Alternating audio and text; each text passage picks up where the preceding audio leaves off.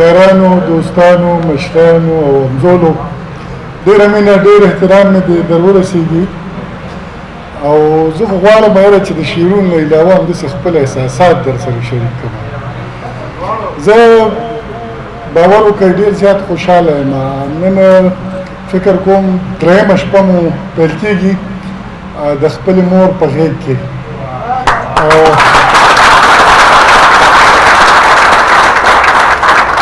دغه نو بیا یو داسې احساس دی چې ما کله هم هوایي سفر کړی دی نو زما ژبه بدله شوې ده، زما جامه کله کله بدله شوې ده. خو تاسو باور وکړئ چې دا د خپلې مېرمنې سره یو ځای ګډ لومړی هوایي سفر دی چې زه راغلی یم نو چې زه ګورم نو فوجي پښتون دی، پولیس پښتون دی، ډرایور پښتون دی، ګورنر پښتون دی.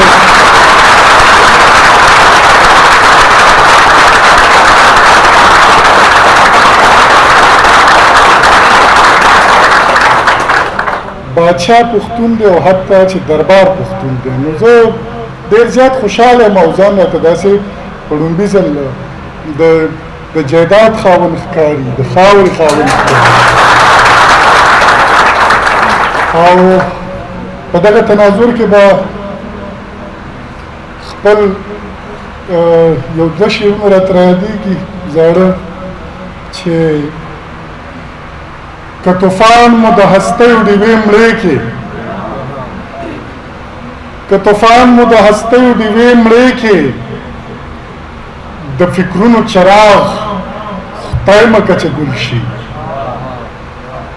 او یو د کور وي، یو د روري، یو د شکور وي، یو د کور یو د رور وي، یو د شکور وي، پښتانه د همواړه د یو بل شي.